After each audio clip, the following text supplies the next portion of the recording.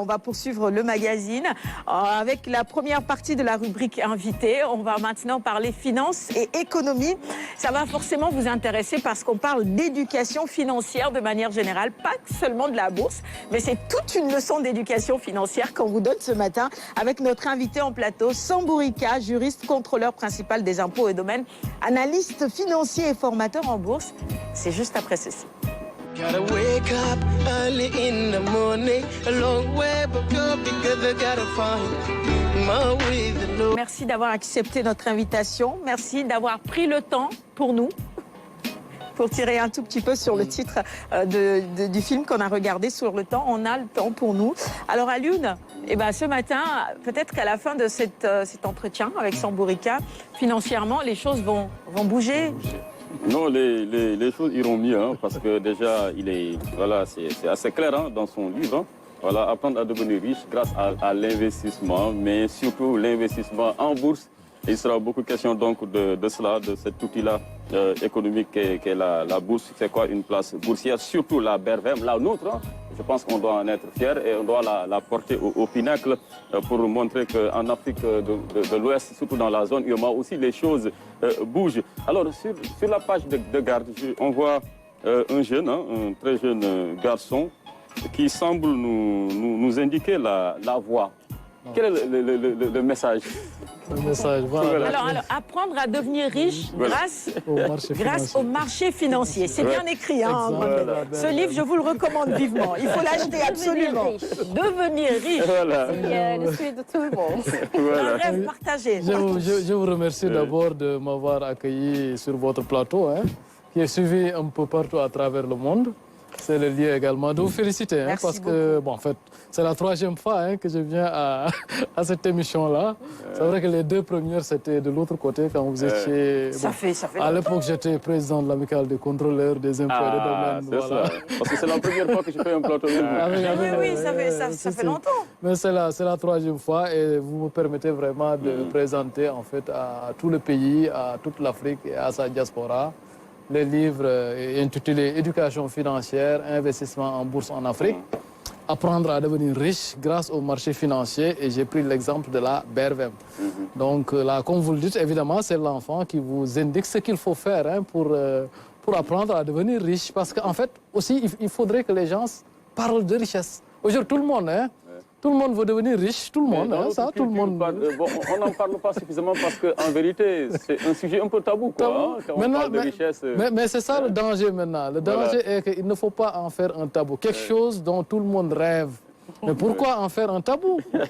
Ça, Est-ce qu'on doit commencer l'éducation financière chez les enfants? Et moi, je l'ai découvert sur le tard. Même moi, j'étais peut-être victime de ça. Et c'est grâce à l'inspiration d'un auteur célèbre, Robert Kiyosaki, qui a écrit un livre célèbre, un best-seller mondial qui s'appelle Père riche, Père pauvre. C'est lui aussi qui m'a ouvert les yeux sur le fait que vraiment la richesse ne doit pas être tabou. Il faut en parler. Donc c'est ce que nous dit en fait ce jeune garçon. Allez sur les places boursières, faites-vous de l'argent, faites-vous de la plus-value. Voilà, avec de bons dividendes.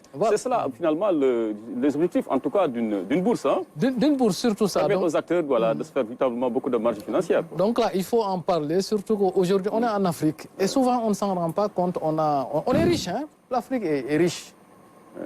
Et nous avons aussi une richesse que nous explorons à la limite. La preuve, aujourd'hui, on a un marché boursier. Mais les Africains ou bien les Sénégalais, quand vous les entendez parler, souvent, ils parlent juste de la France, de ce qui se passe aux États-Unis. Alors qu'ici, sous nos pieds, chez nous, ils parlent de Wall Street, ils parlent de CAC 40, ils parlent de crypto-monnaie, ils parlent de Liep Limar, ils parlent de machin. Alors qu'ici, on a un marché boursier qui est commun aux 8 pays membres de l'UEMOA. C'est la BRVM, la Bourse régionale des valeurs mobilières. Malheureusement, c'est enseigné aussi à l'école, mais c'est mal enseigné parce que moi, j'ai vu des personnes qui ont leur doctorat et tout, mais en fait, ils ont appris ça. Ils ont appris la BRVM, ils peuvent te réciter tout. Mais l'intérêt, quel est l'intérêt de la BRVM aujourd'hui? Voilà, c'est ça. Aujourd'hui, c'est un marché boursier qui est ouvert, en fait, qui est commun aux 8 pays membres de l'UEMOA. Et c'est un marché boursier aussi où tout le monde peut venir où tout le monde peut venir chercher la richesse. Mais parce que les populations aussi ne se sentent pas trop concernées. Elles pensent finalement que la BRVM, comme toutes ces places boursières, en tout cas constitue, disons, une niche pour riches, mais pas pour elles. Maintenant, c'était pour lever surtout cet équivoque que j'ai écrit ça, pour montrer que vraiment la bourse, elle nous appartient et que tout le monde doit s'intéresser à ce qui s'y fait. Et que ce qu'on trouve au niveau de la BRVM, au niveau de la BRVM, en fait, il n'y a que deux marchés. Il y a un marché des obligations et un marché des actions. Et moi, je parle surtout du marché des actions, parce que sur ce marché des actions-là, nous avons nos entreprises qui sont cotées. Aujourd'hui, vous retrouvez sur ce marché-là des entreprises sénégalaises, des entreprises burkinabées, pour faire le lien avec votre film, des entreprises maliennes, des entreprises nigériennes et surtout des entreprises ivoiriennes. Aujourd'hui, vous pouvez être ici au Sénégal, investir sur des entreprises ivoiriennes. Vous pouvez être au Sénégal, investir sur des entreprises burkinabées. Comme vous pouvez être en France, investir sur des entreprises sénégalaises. Et pour citer l'exemple, par exemple, des entreprises sénégalaises qui sont présentes, c'est Sonatel, Total Sénégal et Bank of Africa Sénégal. Et les entreprises qui sont sur la BRVM, qui sont cotées en bourse, c'est des entreprises en fait qui ont ouvert leur capital à tout le monde. C'est surtout ça, hein. Ça veut dire que tout le monde peut acheter une action. Tout le monde peut acheter une action. Et devenir tout le temps.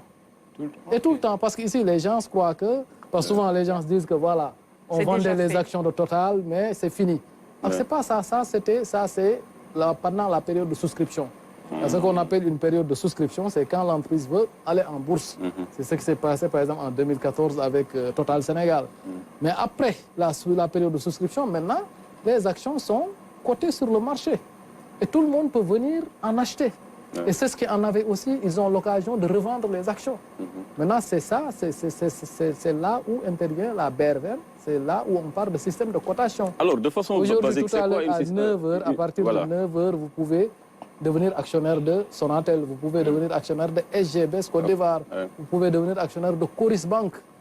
Vous pouvez devenir actionnaire de EcoBank Côte d'Ivoire à partir de 9h. Hein. Mais pour cela, quelles sont les démarches à remplir, par exemple? De façon basique, très simple. De façon basique, maintenant, oui. C'est que nous sommes. Cette question. Je veux acheter une action, ça se passe comment? Maintenant, ça se passe comment? Maintenant, peut-être c'est l'autre énigme aussi à résoudre, c'est que ici, on parle souvent, bon, chacun d'entre nous a un compte bancaire. N'est-ce pas? Mais ce qui nous manque, c'est que nous n'avons pas, les gens n'ont pas de compte titre. Il faut que chacun, autant on a un compte bancaire, il faut aller aussi ouvrir ce qu'on appelle des comptes titres. Et ces comptes titres-là, on les ouvre auprès des SGI. Ce sont les sociétés de gestion et d'intermédiation. Un peu comme CGF Bourse. Comme CGF Bourse, comme Impaxis Securities, comme FGI, comme Everest Finance. Donc vous répétez première démarche. Étape aujourd'hui, toute personne aujourd'hui... Prenez note, chers téléspectateurs. Il veut devenir riche. Moi, je prends note. Je prends honte de dire que j'ai envie d'être riche. Toute personne aujourd'hui qui a un compte bancaire doit aussi aller chercher ce qu'on appelle un compte titre. Très bien. Pourquoi? Parce que le compte bancaire, c'est juste un compte de consommation.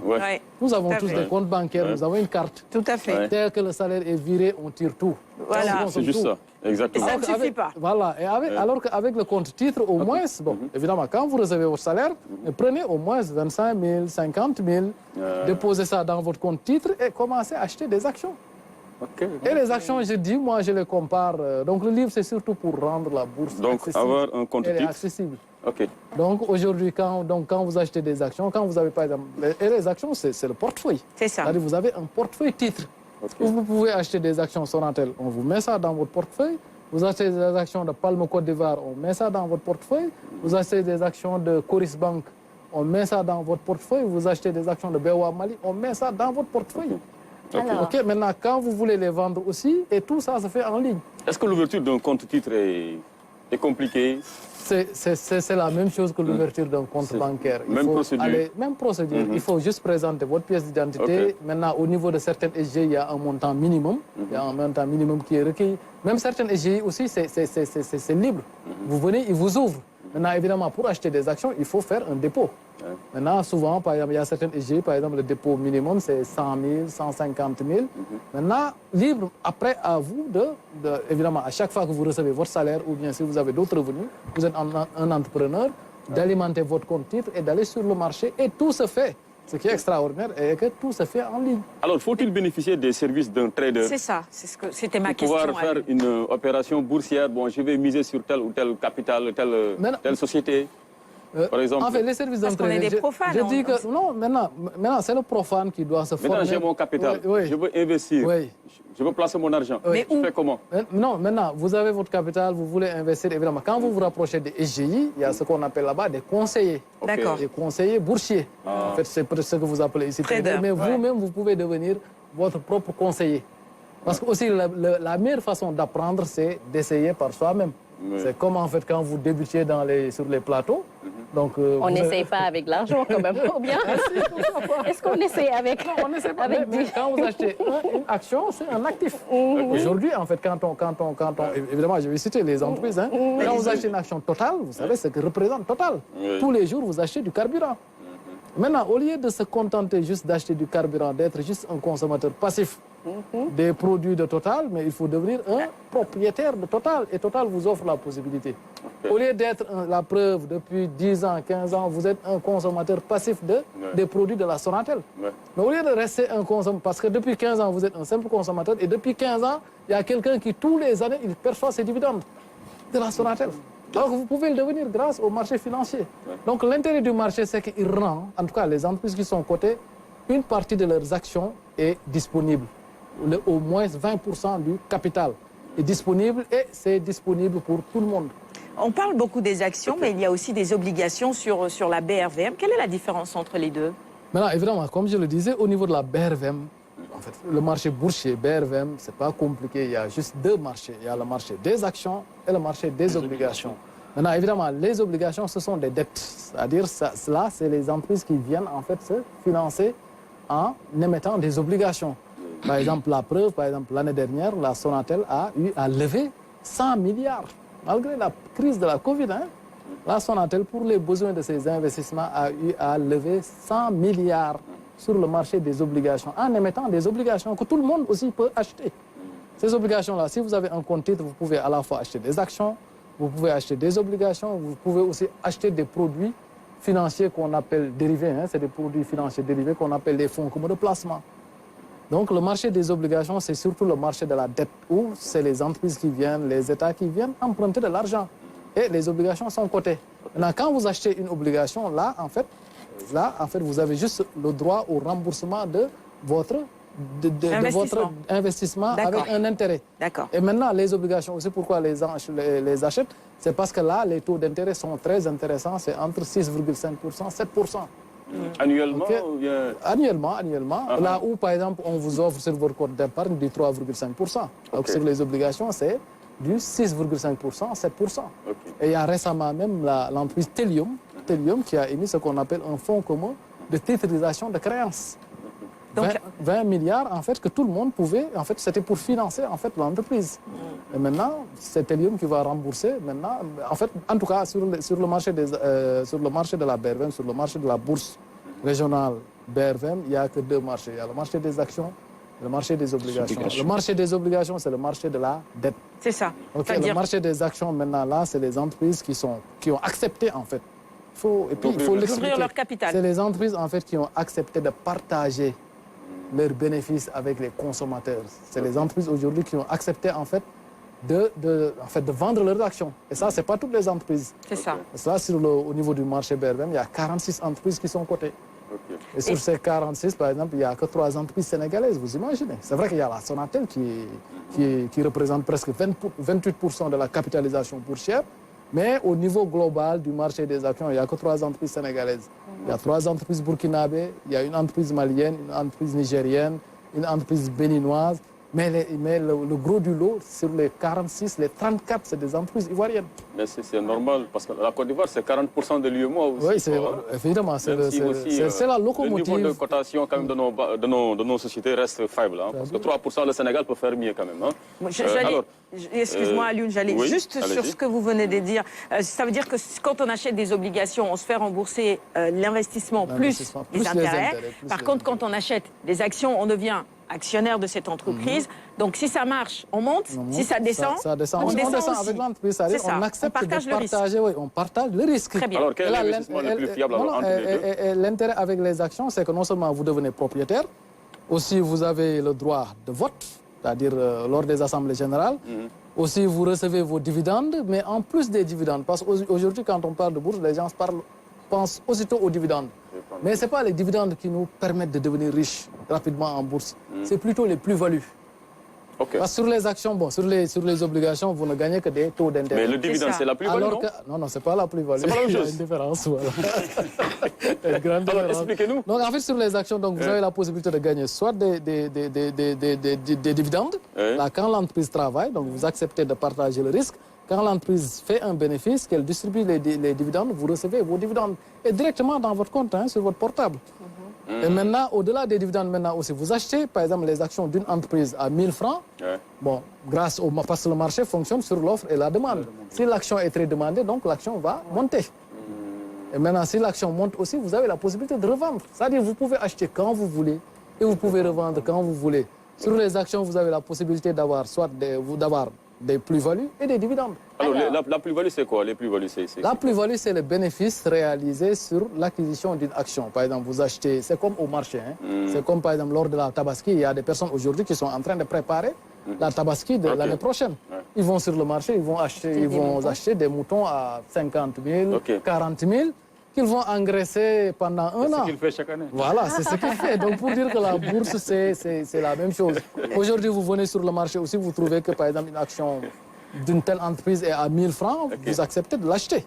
Évidemment, maintenant, il faut connaître un peu l'entreprise, connaître ce qu'elle fait. Et c'est facile ici parce qu'on a juste 46 entreprises. Et quand on dit Sonatel, on sait ce qu'il fait. Quand on dit Total Sénégal, on sait ce que fait Total Sénégal. Quand on dit Bank of Africa Sénégal, on sait ce que Bank of Africa Sénégal fait.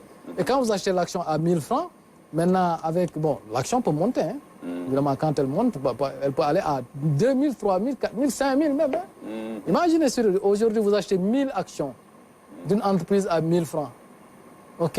Et l'action, dans 15 jours, dans un mois, l'action va à 5000. Sur chaque action, vous aurez gagné combien? 4000 francs. 4000 francs multipliés par 1000, c'est combien? Ça le fait, hein. Alors, une question